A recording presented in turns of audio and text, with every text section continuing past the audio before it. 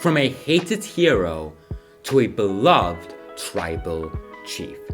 Roman Reigns is one of the most interesting stories in WWE history. He is arguably the greatest of all time. And when that argument is being made against the likes of John Cena, Bruno Sammartino, Stone Cold Steve Austin, that's how you know you've reached the top. But how did Roman Reigns get there? How did Roman Reigns become one of the greatest of all time? How did Roman Reigns become the face of the WWE? Roman Reigns' rise to the top all started in 2012. Alongside Seth Rollins and Dean Ambrose, collectively known as The Shield, they would wreak havoc over the WWE from the very beginning. They would be a main event spotlight in the company, and you could tell that all three men were set for big things. They were the new Nexus. They were these unknown guys who just came in and wreaked havoc. And unlike the Nexus, this wasn't just a ploy to have the big babyfaces beat them. They would continue to win, continue to be top star after top star after top star.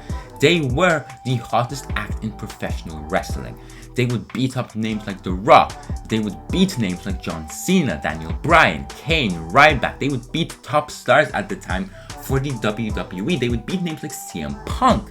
The Shield were one of the most over acts in the WWE, and after a very successful feud against Evolution, it looked like big things were set for the stable. However, this is when the stable would implode as Seth Rollins would turn his back on his brothers. After this is where the story with Roman Reigns would really begin, as if you thought the Shield was where he was going to thrive, his singles run is really where the company started to go all in on the big dog. Now this is where we unfortunately have to go into negatives.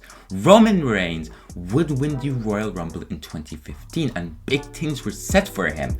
However, despite the company being super into Roman Reigns, the fans weren't. The fans wanted a star like Daniel Bryan to be in this position, so Roman Reigns winning the Royal Rumble instead was a massive disappointment to the audience, especially because in a lot of people's opinions he wasn't ready for that spotlight. In The Shield you could hide Roman Reigns' flaws. In a singles role, in a main event role, in a WrestleMania main event role, you can't hide those flaws, and they became very evident as time went on. Roman Reigns' lack of promo skills, lack of charisma, the fact that he wasn't the best in the ring, this would rub a lot of fans the wrong way. They would feel like Roman Reigns was being shoved down their throats. And over the next few years, no matter what Roman Reigns did, the fans hated him. He would get better by time, but it would take a very long time for the fans to accept him, and honestly, rightfully so, he just wasn't ready for that spotlight. But to go back into the positives, Roman Reigns did get better by time, as I said, and this became very evident during the pandemic, during 2020, when he would debut his new gimmick of the Tribal Chief. This is where we reach the point where I can confidently say Roman Reigns is currently the biggest star in the wrestling business. From his excellent work with Jey Uso, to his excellent work with Sami Zayn, to his work with Drew McIntyre, to his work with Cody Rhodes, Roman Reigns' work in the Tribal Chief era of his career has been phenomenal. And yes, there are critiques, like maybe his matches go on too long, or maybe he takes too many vacations, and those are valid critiques. But overall, Roman Reigns feels like a special attraction. Roman Reigns is someone you pay attention to.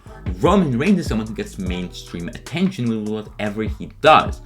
Roman is the biggest star in the wrestling business. Roman Reigns is the new John Cena, except unlike John Cena, he's a bad guy, and that makes him excel so much more. That means when you have a critique about him, maybe you should have a critique about him. And while yes, there are things to adjust, overall, Roman Reigns is doing the best work in promotion history. The Bloodline is one of the best stories in WWE history, akin to Vince McMahon versus Stone Cold Steve Austin. You've simply never seen complexity like you do in the Bloodline. When it comes to the Sami Zayn era of the Bloodline, the Sami Zayn arc of the Bloodline, that was some of the most compelling TV in WWE history. All of the work Roman Reigns has done with Jey Uso is some of the most compelling TV you've seen in WWE history, and it turned Jey Uso from a tag team wrestler and someone who probably would have never been more than a tag team wrestler to a main event attraction. So, to recap, why is Roman Reigns the face of the WWE? There's a few reasons. For one, yes, it was manufactured. The company wanted him to be at the top, even when he probably wasn't ready for that spotlight. But at the same time, later in that run, he continued to thrive.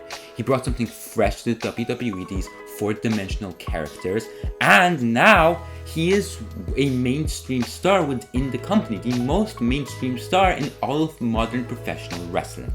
Roman Reigns is one of the last special attractions left in the world of professional wrestling. Every time he's on your TV, it is must watch. For wrestling fans and even for fans who occasionally watch wrestling just to see what Roman Reigns is doing. That is something that very few wrestlers have managed to do in the past 10 to 15 years. And that's what makes Roman Reigns so special.